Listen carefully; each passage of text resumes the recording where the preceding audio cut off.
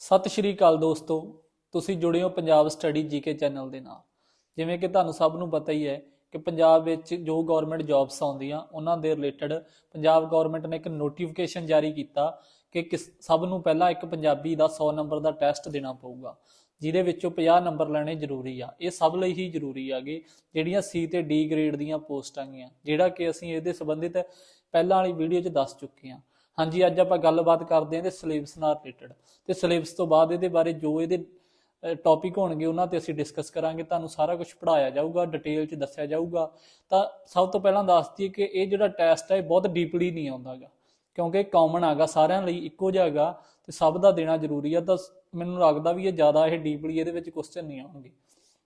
ਬਾਕੀ ਜਿਹੜਾ ਟੈਸਟ ਦਾ ਸਿਲੇਬਸ ਆ ਉਹ ਗਵਰਨਮੈਂਟ ਨੇ ਜਿਹੜਾ ਈਟੀਟੀ ਦਾ ਜੋ ਟੈਸਟ ਦੇਣਾ ਗਾ, ਜਿਨ੍ਹਾਂ ਨੇ ਉਹਦਾ ਕੋਈ ਸਿਲੇਬਸ ਆ ਜਿਹੜਾ ਉਹਦੇ ਬਾਰੇ ਆਖਿਆ ਗਿਆ ਵੀ ਇਹ ਉਹੀ ਸਿਲੇਬਸ ਈਟੀਟੀ ਵਾਲਾ ਸਿਲੇਬਸ ਹੀ ਇੱਧਰ ਆਊਗਾ, 100 ਨੰਬਰ ਦਾ ਪੇਪਰ ਹੋਊਗਾ। ਇਹਦੇ ਬਾਰੇ ਆਪਾਂ ਗੱਲਬਾਤ ਕਰਦੇ ਹਾਂ। ਸਭ ਤੋਂ ਪਹਿਲਾਂ ਇਹਦੇ ਵਿੱਚ ਆਊਗਾ ਗੁਰਮਤਿ ਕਾਵਿ। ਗੁਰਮਤਿ ਕਾਵਿ ਦੇ ਵਿੱਚ ਪੜ੍ਹਨਾ ਹੋਊਗਾ ਆਪਾਂ ਗੁਰੂ ਨਾਨਕ ਦੇਵ ਜੀ, ਗੁਰੂ ਅਮਰਦਾਸ ਜੀ ਤੇ ਗੁਰੂ ਅਰਜਨ ਦੇਵ ਜੀ ਪੜ੍ਹਨੇ ਹੋਣਗੇ। ਫਿਰ ਉਸ ਤੋਂ ਬਾਅਦ ਸੂਫੀ ਕਾਵਿ ਆਉਂਦਾ ਗਿਆ ਇਹਦੇ ਵਿੱਚ ਸਿਲੇਬਸ 'ਚ। ਤਾਂ ਸੂਫੀ ਕਾਵਿ ਦੇ ਵਿੱਚ ਸ਼ੇਖ ਫਰੀਦ ਜੀ, ਸ਼ਾਹ ਹੁਸੈਨ, ਬੁੱਲੇ ਸ਼ਾਹ ਜੀ। ਫਿਰ ਉਸ ਤੋਂ ਬਾਅਦ ਕਿੱਸਾਕਾਰ ਆਉਂਦੇ ਹੈਗੇ ਆਪਣੇ, ਜਿਵੇਂ ਪੀਲੂ, ਵਾਰਿਸ ਸ਼ਾਹ ਤੇ ਹਾਸ਼ਮ ਸ਼ਾਹ।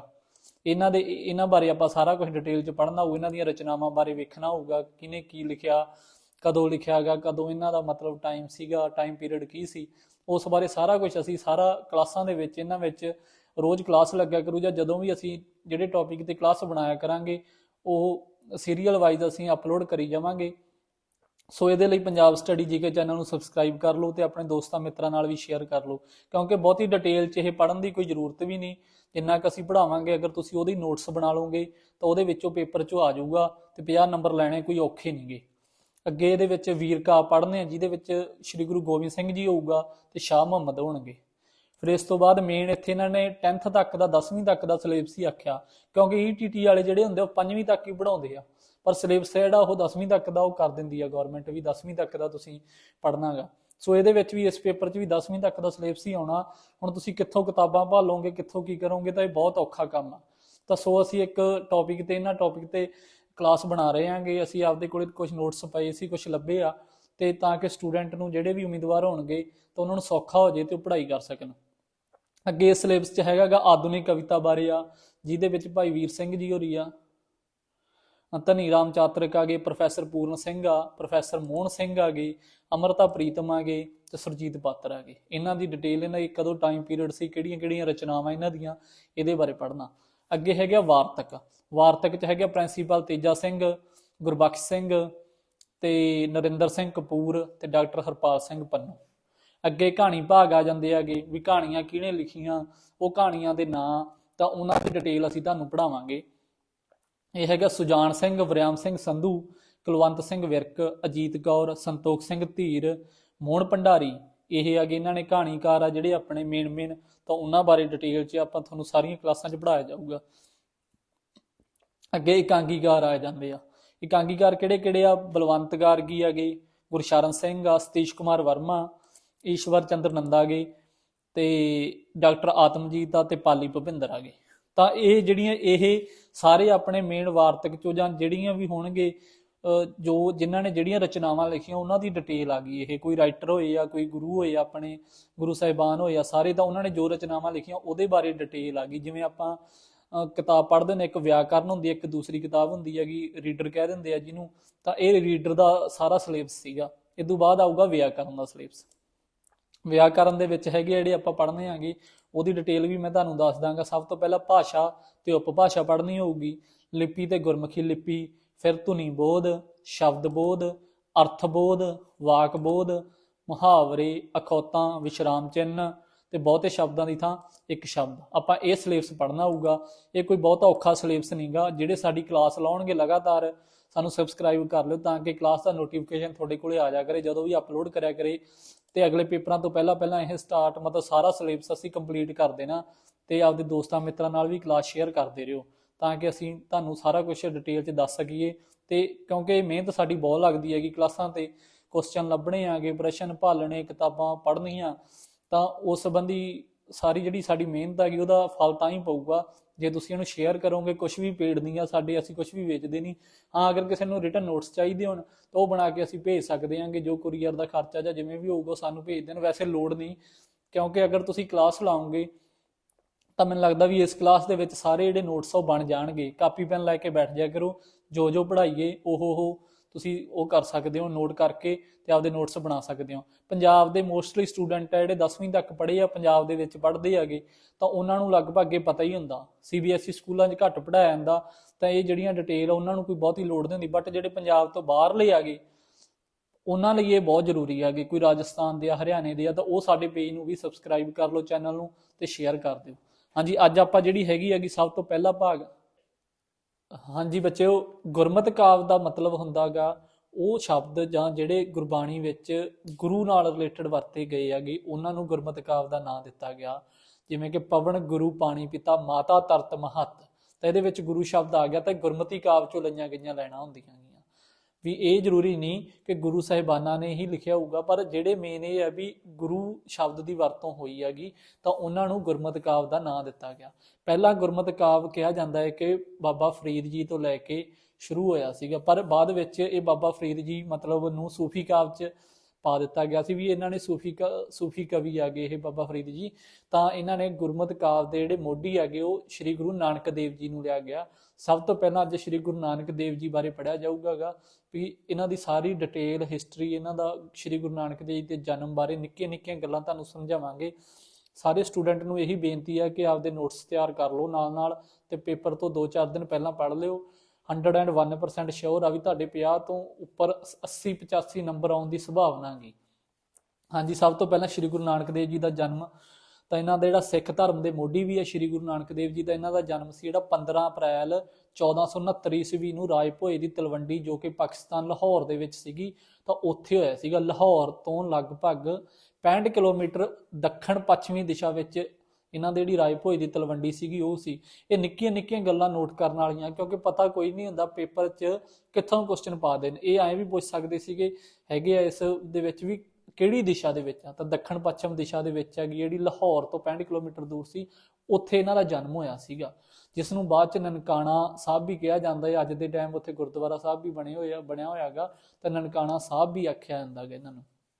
ਹਾਂਜੀ, ਅਗਲਾ ਇਹਨਾਂ ਦੇ ਪਿਤਾ ਦਾ ਨਾਂ। ਇਹਨਾਂ ਦੇ ਪਿਤਾ ਦਾ ਸਹੀ ਨਾਂ, ਪੂਰਾ ਨਾਂ ਬਹੁਤ ਘੱਟ ਬੱਚਿਆਂ ਨੂੰ ਪਤਾ ਹੋਊਗਾ, ਪਰ ਜੇ ਕੁਐਸਚਨ 'ਚ ਆ ਗਿਆ ਤਾਂ ਤੁਸੀਂ ਲਿਖ ਸਕਦੇ ਹੋ, ਨੋਟ ਕਰ ਲਓ।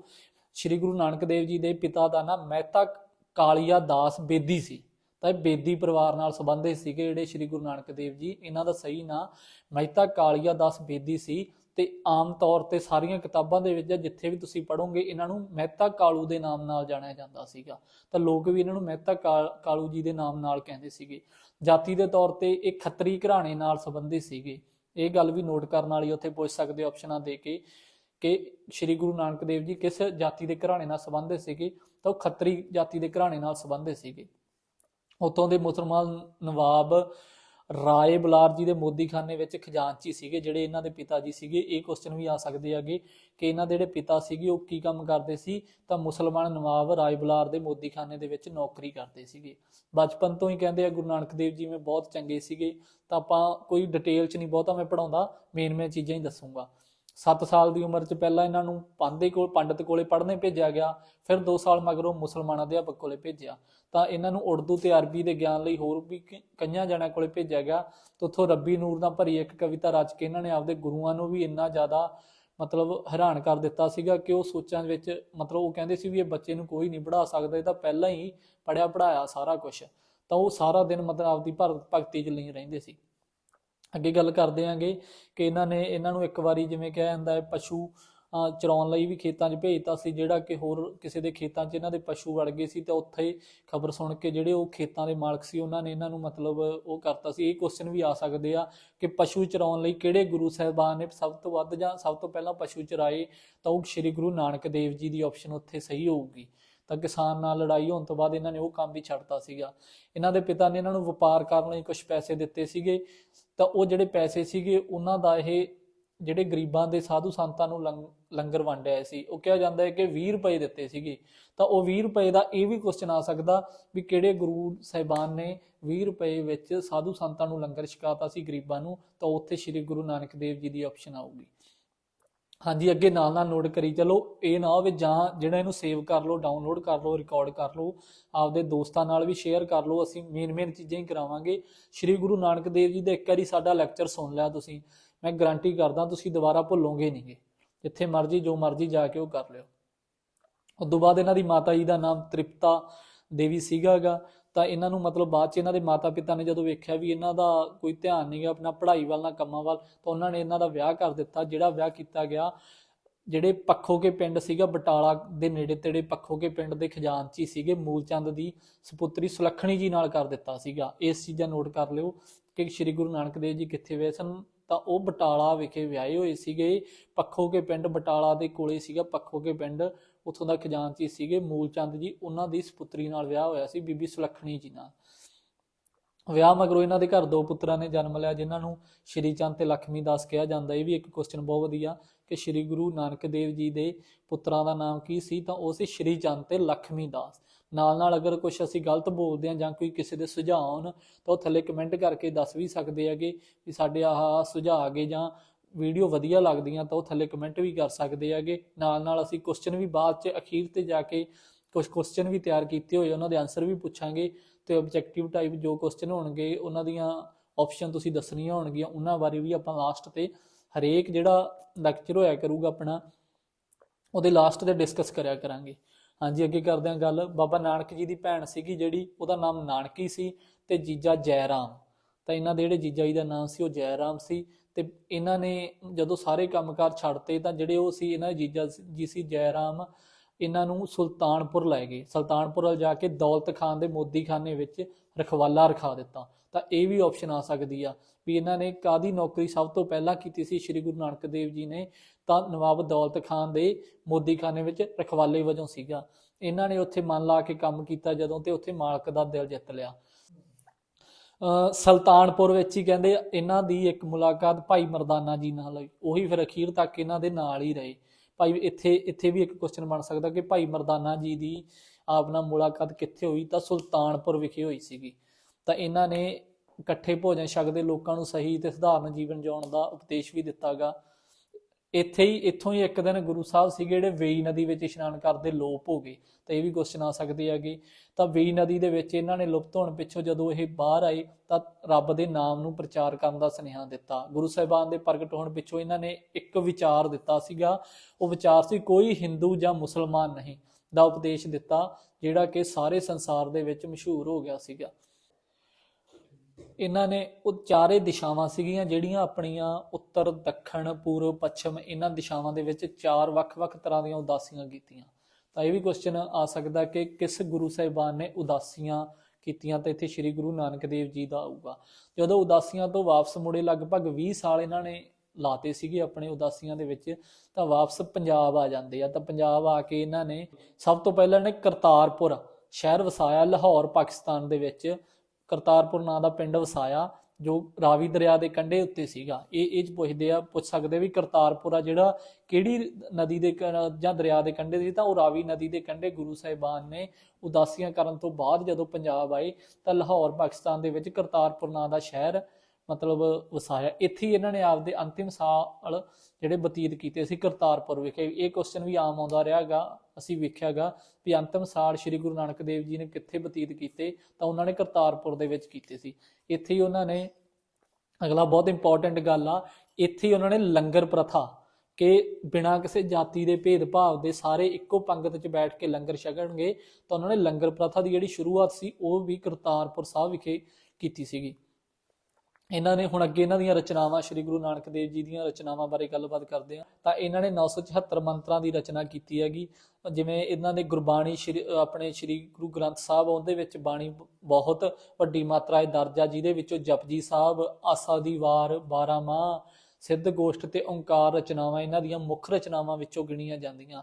ਬੱਚਿਓ ਇਹ ਜਿਹੜੀਆਂ ਰਚਨਾਵਾਂ ਇਹ ਤੁਸੀਂ ਨੋਟ ਕਰ ਲਓ ਕਾਪੀ ਤੇ, ਇਹ ਬਹੁਤ ਵਧੀਆ ਮਤਲਬ ਇਹ ਕੁਐਸਚਨ ਆਉਣਗੇ ਇਹਦੇ ਵਿੱਚੋਂ ਵੀ ਜਿਵੇਂ ਰਚਨਾਵਾਂ ਦਾ ਨਾਂ ਪਾਇਆ ਹੋਊਗਾ ਤੇ ਅੱਗੇ ਲਿਖਿਆ ਹੋਊਗਾ ਇਹ ਰਚਨਾ ਕਿਸ ਗੁਰੂ ਸਾਹਿਬਾਨ ਦੀ ਰਚਨਾ ਗੀ, ਤਾਂ ਇਹ ਕੋਈ ਡੰਗਾਈ 'ਚ ਕੁਐਸਚਨ ਨਹੀਂ ਆਉਂਦੇ, ਇਹਨਾਂ 'ਚ ਕੁਐਸਚਨ ਆਉਣਗੇ। ਇਹ ਕੋਈ ਬਾਹਲਾ ਔਖਾ ਨਹੀਂਗਾ, ਸਾਡਾ ਲੈਕਚਰ ਧਿਆਨ ਨਾਲ ਸੁਣੋਗੇ ਤੁਹਾਡੇ ਸਾਰਿਆਂ ਸਮਝ ਆ ਜੂ। ਮੈਂ ਰਚਨਾਵਾਂ ਰਿਪੀਟ ਕਰਨ ਲੱਗਿਆ, ਪਹਿਲਾਂ 974 ਮੰਤਰਾਂ ਦੀ ਰਚਨਾ ਕੀਤੀ ਸੀ, ਫਿਰ ਜਪਜੀ ਸਾਹਿਬ, ਆਸਾ ਦੀ ਵਾਰ, 12ਵਾਂ ਸਿੱਧ ਗੋਸ਼ਟ ਤੇ ਓਂਕਾਰ ਦੀ ਰਚਨਾ ਸ਼੍ਰੀ ਗੁਰੂ ਨਾਨਕ ਦੇਵ ਜੀ ਨੇ ਕੀਤੀ ਸੀਗੀ। ਸ਼੍ਰੀ ਗੁਰੂ ਨਾਨਕ ਦੇਵ ਜੀ ਨੇ ਆਪਣੀ ਜੋ ਗੁਰਗੱਦੀ ਸੀ ਭਾਈ ਲਹਿਣਾ ਜੀ ਨੂੰ ਸੌਂਪੀ, ਜੋ ਸਿੱਖਾਂ ਦੇ ਦੂਜੇ ਗੁਰੂ ਸ਼੍ਰੀ ਗੁਰੂ ਅੰਗਦ ਦੇਵ ਜੀ ਦੇ ਨਾਂ ਨਾਲ ਅੱਗੇ ਜਾ ਕੇ ਗੁਰੂ ਸਾਹਿਬਾਨ ਹੋਏ ਆ, ਦੂਜੇ ਗੁਰੂ ਸਾਹਿਬਾਨ ਹੋਏ ਆ। ਹਾਂਜੀ, ਹੁਣ ਆਪਾਂ ਗੱਲ ਕਰਦੇ ਹਾਂ ਸ਼੍ਰੀ ਗੁਰੂ ਨਾਨਕ ਦੇਵ ਜੀ ਦੀਆਂ ਸਿੱਖਿਆਵਾਂ ਬਾਰੇ ਕਿ ਇਹਨਾਂ ਨੇ ਕਿਹੜੀਆਂ-ਕਿਹੜੀਆਂ ਸਿੱਖਿਆਵਾਂ ਦਿੱਤੀਆਂ ਸੀ। ਤਾਂ ਇਹ ਵੀ ਨੋਟ ਕਰਨ ਵਾਲੀ ਗੱਲ ਆ ਗਈ, ਕੋਈ ਬੜਾ ਵੱਡਾ ਟੌਪਿਕ ਨਹੀਂ, ਛੋਟਾ ਜਿਹਾ ਟੌਪਿਕ ਆ। ਇਹਨਾਂ ਨੇ ਸਭ ਤੋਂ ਪਹਿਲੀ ਸਿੱਖਿਆ ਦਿੱਤੀ ਇੱਕ ਰੱਬ ਵਿੱਚ ਵਿਸ਼ਵਾਸ। ਤਾਂ ਇਹ ਕਹਿੰਦੇ ਸੀਗੇ ਇੱਕ ਰੱਬ ਵਿੱਚ ਵਿਸ਼ਵਾਸ ਕਰੋ ਤਾਂ ਥਾਂ ਥਾਂ ਮੱਥਾ ਟੇਕਣ ਦੀ ਲੋੜ ਨਹੀਂ ਗੀ, ਜਿਹੜਾ ਰੱਬ ਹੈਗਾ ਉਹੀ ਸਭ ਮਨੁੱਖਾਂ ਦਾ ਤੇ ਸਭ ਚੀਜ਼ਾਂ ਦਾ ਜਨਮਦਾਤਾ ਹੈਗਾ, ਕਿਸੇ ਮਨੁੱਖ ਦੀ ਤੇ ਕਿਸੇ ਹੋਰ ਚੀਜ਼ ਦੀ ਪੂਜਾ ਕਰਨ ਦੀ ਲੋੜ ਨਹੀਂ ਗੀ। ਅੱਗੇ ਹੁਕਮ, ਤਾਂ ਇਹਨਾਂ ਦੇ ਅਨੁਸਾਰ ਜਿਹੜਾ ਹੁਕਮ ਦਾ ਭਾਣਾ ਮੰਨਣਾ ਚਾਹੀਦਾ, ਦਾ ਮਤਲਬ ਭਾਣਾ ਵੀ ਹੈਗਾ ਵੀ ਪਰਮਾਤਮਾ ਦਾ ਜਿਹੜਾ ਭਾਣਾ ਹੈਗਾ ਉਹ ਮੰਨਣਾ ਚਾਹੀਦਾ ਸਾਨੂੰ, ਜਿਵੇਂ ਪਰਮਾਤਮਾ ਦਾ ਹੁਕਮ ਉਹਦੇ ਵਿੱਚ ਰਹਿਣਾ ਚਾਹੀਦਾ ਹੈਗਾ ਸਾਨੂੰ, ਉਸ ਤੋਂ ਬਾਹਰ ਨਹੀਂ ਕੁਛ ਵੀ ਚੰਗਾ ਮਾੜਾ ਸਾਡੀ ਜ਼ਿੰਦਗੀ ਦੇ ਵਿੱਚ ਹੁੰਦਾ ਤਾਂ ਭਾਣੇ ਦੇ ਅਨੁਸਾਰ ਰਹਿਣਾ ਚਾਹੀਦਾ। ਅਗਲਾ ਹਉਮੈ, ਹਉਮੈ ਮਤਲਬ ਆਪਾਂ ਨੂੰ ਹਕਾਰ ਨਹੀਂ ਕਰਨਾ ਚਾਹੀਦਾ, ਹਉਮੈ ਨਹੀਂ ਕਰਨੀ ਚਾਹੀਦੀ, ਪਰਮਾਤਮਾ ਦੇ ਭਾਣੇ ਵਿੱਚ ਹੀ ਰਹਿਣਾ ਚਾਹੀਦਾ ਹੈਗਾ। ਅਗਲੀ ਸਿੱਖਿਆ ਸੀ ਇਹਨਾਂ ਦੀ ਨਾਮ ਜਪਣਾ, ਤਾਂ ਇਹਨਾਂ ਅਨੁਸਾਰ ਸ਼੍ਰੀ ਗੁਰੂ ਨਾਨਕ ਦੇਵ ਜੀ ਅਨੁਸਾਰ ਸਾਨੂੰ ਗੁਰੂ ਦਾ ਪਰਮਾਤਮਾ ਦਾ ਨਾਮ ਜਪਣਾ ਰਹਿਣਾ ਚਾਹੀਦਾ ਤਾਂ ਜੋ ਚੰਗੇ ਕਰਮ ਜ਼ਿੰਦਗੀ ਦੇ ਵਿੱਚ ਹੋ ਸਕਣ। ਅੱਗੇ ਗੁਰੂ ਸਾਧਨਾ, ਤਾਂ ਇਹਨਾਂ ਦੇ ਅਨੁਸਾਰ ਸੀਗਾ ਜਿਹੜਾ ਪਰਮਾਤਮਾ ਨੂੰ ਗੁਰੂ ਮੰਨ ਕੇ ਜਿਹੜਾ ਕਿ ਉਹਦੀ ਸਾਧਨਾ ਕਰਨੀ ਚਾਹੀਦੀ ਹੈਗੀ। ਪਰਮਾਤਮਾ ਹੀ ਸਾਨੂੰ ਸਹੀ ਨਾਮ ਧਰਮ ਨਾਲ ਜੋੜਨ ਦੇ ਕਾਬਲ ਕਰਦਾ ਹੈਗਾ, ਸਾਨੂੰ ਜਿਹੜੇ ਚੰਗਾ ਜੋ ਮਾਰਗ ਦਿਖਾਉਂਦਾ ਹੈਗਾ ਸਾਨੂੰ ਉਹਦੀ ਪਾਠ ਪੂਜਾ ਕਰਨੀ ਚਾਹੀਦੀ ਹੈ। ਅੱਗੇ ਨਦਰ, ਨਦਰ ਕਹਿੰਦੇ ਉਹ ਸ਼ਕਤੀ ਆ ਜਿਹੜੀ ਮਨੁੱਖ ਨੂੰ ਮਤਲਬ ਇੱਕ ਰੱਬ ਨਾਲ ਮਿਲਾਉਂਦੀ ਹੈਗੀ, ਜਿਹੜੀ ਸੋਚ ਨੂੰ ਉੱਚੀ ਰੱਖਦੀ ਆ। ਸਾਨੂੰ ਆਪਣੀ ਸੋਚ ਉੱਚੀ ਰੱਖਣੀ ਚਾਹੀਦੀ ਆ, ਸਾਨੂੰ ਅਸੀਂ ਸੁਤੰਤਰ ਤਾਂ ਹੀ ਹੋ ਸਕਦੇ ਹਾਂ ਜੇ ਸਾਡੀ ਸੋਚ ਉੱਚੀ ਹੈਗੀ, ਸਾਨੂੰ ਉੱਚੇ ਵਿਚਾਰ ਰੱਖਣੇ ਚਾਹੀਦੇ ਹੈਗੇ, ਨੈਗੇਟਿਵਿਟੀ ਤੋਂ ਦੂਰ ਰਹਿਣਾ ਚਾਹੀਦਾ। ਅੱਗੇ ਭੇਦਭਾਵ, ਜਿਵੇਂ ਕਿ ਮੈਂ ਪਹਿਲਾਂ ਦੱਸਿਆ ਸੀ ਤਾਂ ਭੇਦਭਾਵ ਨੂੰ ਖਤਮ ਕਰਨ ਲਈ ਗੁਰੂ ਸਾਹਿਬਾਨ ਨੇ ਇੱਕ ਲੰਗਰ ਪ੍ਰਥਾ ਚਲਾਈ ਸੀ, ਤਾਂ ਉਹ ਲੰਗਰ ਪ੍ਰਥਾ ਤਾਂ ਹੀ ਚਲਾਈ ਸੀ ਵੀ ਭੇਦਭਾਵ ਨੂੰ ਖਤਮ ਕੀਤਾ ਜਾ ਸਕੇ। ਉਹਨਾਂ ਨੇ ਇੱਕ ਪੰਗਤ ਦੇ ਵਿੱਚ ਸਾਰੀ ਸੰਗਤ ਨੂੰ ਲੰਗਰ ਛਕਾਉਣ ਦੀ ਗੱਲਬਾਤ ਸ਼ੁਰੂ ਕੀਤੀ ਸੀਗੀ ਵੀ ਤਾਂ ਕਿ ਕੋਈ ਵੀ ਹਰੇਕ ਜਾਤੀ ਦਾ ਬੰਦਾ ਉਸ ਪੰਗਤ ਦੇ ਵਿੱਚ ਲੰਗਰ ਛਕੇ ਤੇ ਉਹ ਜਿਹੜਾ ਭੇਦਭਾਵ ਆ ਦੂਰ ਹੋ ਸਕੇ। ਅੱਗੇ ਇਹਨਾਂ ਨੇ ਜਦੋਂ ਗੁਰੂ ਅੰਗਦ ਦੇਵ ਜੀ ਨੂੰ ਗੁਰਗੱਦੀ ਸੌਂਪਤੀ ਤੇ ਫਿਰ ਅੱਗੇ ਦੂਜੇ ਗੁਰੂ ਦੇ ਵਜੋਂ ਹੋਏ ਹੈਗੇ ਉਹ ਆਪਣੇ, ਇਹ ਮੈਂ ਪਹਿਲਾਂ ਦੱਸ ਹੀ ਚੁੱਕਿਆ ਗਾ। ਹੁਣ ਇਹ ਲਗਭਗ ਸਾਰਾ ਗੁਰੂ ਨਾਨਕ ਦੇਵ ਜੀ ਨਾਲ ਸੰਬੰਧਿਤ ਸਾਰਾ ਕੁਝ ਪੂਰਾ ਹੋ ਗਿਆ ਗਾ। ਕੁਛ ਗੱਲਾਂ ਜਿਹੜੀਆਂ ਹੈਗੀਆਂ ਇੰਪੋਰਟੈਂਟ ਮੈਂ ਤੁਹਾਨੂੰ ਦੱਸਦਾ, ਤਾਂ ਜਿਹੜੇ ਗੁਰੂ ਨਾਨਕ ਦੇਵ ਜੀ ਦੇ ਸਮੇਂ ਮੁਗਲ ਬਾਦਸ਼ਾਹ ਸੀਗੇ, ਇਹ ਕੁਐਸਚਨ PCS ਲੈਵਲ ਤੱਕ ਵੀ ਆਏਗਾ ਕਿ ਸ਼੍ਰੀ ਗੁਰੂ ਨਾਨਕ ਦੇਵ ਜੀ ਦੇ ਸਮੇਂ ਕਿਹੜੇ ਮੁਗਲ ਬਾਦਸ਼ਾਹ ਹੋਏ ਆ। ਤਾਂ ਉਹ ਬਾਬਰ ਹੋਇਆ ਜਿਹੜਾ ਪਹਿਲਾ ਮੁਗਲ ਬਾਦਸ਼ਾਹ ਸੀ, ਤੇ ਸ਼ੇਰ ਸ਼ਾਹ ਸੂਰੀ ਹੋਇਆਗਾ। ਇਹ ਦੋ ਮੁਗਲ ਬਾਦਸ਼ਾਹ ਹੋਇਆ ਸ਼੍ਰੀ ਗੁਰੂ ਨਾਨਕ ਦੇਵ ਜੀ ਦੇ ਸਮੇਂ। ਜੋ ਇਹਨਾਂ ਨੇ ਜੋਤੀ ਜੋਤ ਸਮਾਏ ਸੀ ਉਹ ਵੀ ਦੱਸ ਚੁੱਕੇ। ਕਰਤਾਰਪੁਰ ਦੇ ਵਿੱਚ 1539 ਈਸਵੀ ਦੇ ਵਿੱਚ ਜੋਤੀ ਜੋਤ ਸਮਾਏ ਸੀਗੇ ਇਹ। ਹਾਂਜੀ, ਕੁਛ ਸ਼੍ਰੀ ਗੁਰੂ ਨਾਨਕ ਦੇਵ ਜੀ ਦੀਆਂ ਰਚਨਾਵਾਂ ਹੈਗੀਆਂ ਜਿਹੜੀਆਂ ਕਿ ਕਿਤਾਬਾਂ ਵਿੱਚ ਉਦੋਂ ਮਤਲਬ ਲਈਆਂ ਗਈਆਂ। ਹੁਣ ਜਿਹੜੀਆਂ ਕਿਤਾਬਾਂ ਦੇ ਵਿੱਚ ਆਪਣੀਆਂ ਜੋ ਸਿਲੇਬਸ ਇਹਨਾਂ ਨੇ 10ਵੀਂ ਤੱਕ ਦਾ ਸਿਲੇਬਸ ਆਖਿਆ ਉਹਦੇ ਵਿੱਚੋਂ ਮਤਲਬ ਕੁਛ ਰਚਨਾਵਾਂ ਹੈਗੀਆਂ ਜੋ ਆਉਂਦੀਆਂ ਪੇਪਰ 'ਚ ਤਾਂ ਤੁਸੀਂ ਜਲਦੀ ਚੂਜ਼ ਕਰ ਸਕਦੇ ਹੋ ਉਹਦੇ ਵਿੱਚ। ਤਾਂ ਜਿਵੇਂ ਪਵਨ ਗੁਰੂ ਪਾਣੀ ਪਿਤਾ ਮਾਤਾ ਧਰਤ ਮਹਤ ਦਿਵਸ ਰਾਤ ਦੁਈ ਦਾਈ ਦਾਇਆ ਖੇਲੇ ਸਗਲ ਜਗਤ। ਤਾਂ ਇਹ ਜਿਹੜੀ ਮਤਲਬ ਤੋਕਾਂ ਹੈਗੀਆਂ ਇਹ ਸ਼੍ਰੀ ਗੁਰੂ ਨਾਨਕ ਦੇਵ ਜੀ ਵੱਲੋਂ ਲਿਖੀਆਂ ਗਈਆਂ ਹੈਗੀਆਂ। ਅਗਲੀ ਹੈਗੀ ਆ ਸੋ ਕਿਉ ਮੰਦਾ ਆਖੀਏ, ਤਾਂ ਇਹਦਾ ਹੈਗਾ ਸੋ ਕਿਉ ਮੰਦਾ ਆਖੀਏ ਜਿਤ ਜੰਮੇ ਰਜਾਨ। ਇਹ ਵੀ ਪੇਪਰ 'ਚ ਆ ਸਕਦਾ ਕਿ ਹੇਠ ਲਿਖਿਆਂ ਵਿੱਚੋਂ ਕਿਹੜੀ ਰਚਨਾ ਸ਼੍ਰੀ ਗੁਰੂ ਨਾਨਕ ਦੇਵ ਜੀ ਦੀ ਹੈ। ਜਿਵੇਂ ਸੋ ਕਿਉ ਮੰਦਾ ਆਖੀਏ ਲਿਖਿਆ ਗਿਆ ਜਾਂ ਉਹ ਲਾਈਨਾਂ ਪਾ ਸਕਦੇ ਹੈਗੇ, ਤਾਂ ਉਹ ਲਾਈਨਾਂ ਨਾਲ ਸੰਬੰਧਿਤ ਸ਼੍ਰੀ ਗੁਰੂ ਨਾਨਕ ਦੇਵ ਜੀ ਦਾ ਨਾਮ ਲਿਖ ਕੇ ਪੁੱਛ ਸਕਦੇ ਆ ਜਾਂ ਕਿਸੇ ਵੀ ਗੁਰੂ ਸਾਹਿਬਾਨ ਦਾ ਆਪਸ਼ਨ ਦੇ ਸਕਦੇ ਆ। ਤਾਂ ਇਹਦਾ ਸੋ ਕਿਉ ਮੰਦਾ ਆਖੀਏ ਇਹ ਸ਼੍ਰੀ ਗੁਰੂ ਨਾਨਕ ਦੇਵ ਜੀ ਦੀ ਰਚਨਾ ਹੈ। ਅੱਗੇ ਗਗਨ ਮੈਂ ਥਾਲ ਵੀ ਗੁਰਮਤਿ ਕਾਵਿ ਦਾ ਇੱਕ ਹਿੱਸਾ ਗਾ, ਇਹ ਵੀ ਸ਼੍ਰੀ ਗੁਰੂ ਨਾਨਕ ਦੇਵ ਜੀ ਦੀ ਰਚਨਾ ਗੀ। ਅੱਗੇ ਸਾਡੇ ਅਸੀਂ ਕੁਝ ਕੁਐਸਚਨ ਤਿਆਰ ਕੀਤੇ, MCQ ਤਿਆਰ ਕੀਤੇ ਹੈਗੇ, ਜਿਨ੍ਹਾਂ ਦੇ ਆਨਸਰ ਤੁਸੀਂ ਦੱਸ ਵੀ ਸਕਦੇ ਹੋ, ਕਮੈਂਟਾਂ ਦੇ ਵਿੱਚ ਲਿਖ ਵੀ ਸਕਦੇ ਹੋ, ਤੇ ਨਾਲ ਅਸੀਂ ਵੀ ਦੱਸਾਂਗੇ ਜੋ ਕੁਐਸਚਨ ਹੋਣਗੇ ਉਹਨਾਂ ਦੇ ਜੋ ਆਨਸਰ ਆ ਉਹਦੀਆਂ ਚਾਰ ਆਪਸ਼ਨਾਂ ਹੋਣਗੀਆਂ ਜਿਨ੍ਹਾਂ ਨੂੰ ਵੇਖ ਕੇ ਤੁਸੀਂ ਮਤਲਬ ਯਾਦ ਕਰ ਸਕਦੇ ਹੋ। ਕੁਛ ਨਹੀਂ, ਕੋਈ 8-10 ਕੁਐਸਚਨ ਤਿਆਰ ਕੀਤੇ ਹੈਗੇ ਜਿਹੜੇ ਕਿ ਪੇਪਰ ਵਿੱਚੋਂ ਜੇ ਗੁਰੂ ਨਾਨਕ ਦੇਵ ਜੀ ਦੇ ਨਾਲ ਸੰਬੰਧਿਤ ਕੁਐਸਚਨ ਆਉਂਦਾ ਤਾਂ ਇਹਨਾਂ ਕੁਐਸਚਨਾਂ ਦੇ ਵਿੱਚੋਂ ਹੀ ਆਊਗਾ। ਤਾਂ ਇਹ ਕਲਾਸ ਜਿਹੜੀ ਸਾਡੀ ਇਹੋ ਜਿਹੀ ਹੈ, ਜੇ ਤੁਸੀਂ ਪੇਪਰ ਤੋਂ 5-7 ਦਿਨ ਪਹਿਲਾਂ ਵੀ ਸੁਣ ਲਓਗੇ ਤਾਂ ਮਤਲਬ ਤੁਸੀਂ ਭੁੱਲੋਗੇ ਨਹੀਂ। ਸਾਡੀ ਕਲਾਸ ਮੈਨੂੰ ਨਹੀਂ ਲੱਗਦਾ ਕੋਈ ਵੀ ਬੰਦਾ ਗੁਰੂ ਨਾਨਕ ਦੇਵ ਜੀ ਨਾਲ ਕੁਐਸਚਨ ਰਹਿ ਗਿਆ ਹੋਊਗਾ, ਕਿਉਂਕਿ ਜੇ ਜ਼ਿਆਦਾ ਡੀਪਲੀ ਆ ਤਾਂ ਭਾਵੇਂ ਕੁਛ ਰਹਿ ਗਿਆ, ਪਰ ਡੀਪਲੀ ਆਉਂਦਾ ਨਹੀਂ। ਜੋ ਪੰਜਾਬੀ ਦਾ ਲੈਂਗੁਏਜ ਟੈਸਟ ਆ ਉਹਦੇ ਵਿੱਚ ਕਦੇ ਵੀ ਇੰਨਾ ਡੀਪਲੀ ਨਹੀਂ ਆਊ, ਕਿਉਂਕਿ ਅਦਰ ਸਟੇਟ ਦੇ ਕੈਂਡੀਡੇਟਸ ਲਈ ਵੀ ਆ, ਤਾਂ ਬਹੁਤਾ ਡੀਪਲੀ ਨਹੀਂ ਪੁੱਛਣਗੇ। ਸਿਰਫ ਇੱਕ ਲੈਂਗੁਏਜ ਟੈਸਟ ਆ। ਹੁਣ ਕੁਛ MCQs ਆ ਜੋ ਸ਼੍ਰੀ ਗੁਰੂ ਨਾਨਕ ਦੇਵ ਜੀ ਨਾਲ ਸੰਬੰਧਿਤ ਆਗੇ, ਉਹਨਾਂ ਬਾਰੇ ਆਪਾਂ ਚਰਚਾ ਕਰਦੇ ਆਂਗੇ। ਆਜੋ, ਪਹਿਲਾ ਕੁਐਸਚਨ ਉਹੀ ਆ, ਸ਼੍ਰੀ ਗੁਰੂ ਨਾਨਕ ਦੇਵ ਜੀ ਦਾ ਜਨਮ ਕਦੋਂ ਹੋਇਆ? ਤਾਂ ਸ਼੍ਰੀ ਗੁਰੂ ਨਾਨਕ ਦੇਵ ਜੀ ਦਾ ਜਨਮ 15 ਅਪ੍ਰੈਲ 1469 ਨੂੰ ਹੋਇਆ। ਸ਼੍ਰੀ ਗੁਰੂ ਨਾਨਕ ਦੇਵ ਜੀ ਦਾ ਜਨਮ 15 ਮਈ 1469 ਨੂੰ ਹੋਇਆ। ਅਗਲੀ ਆਪਸ਼ਨ 18 ਅਗਸਤ 1469 ਤਾਂ 20 ਜੂਨ 1469।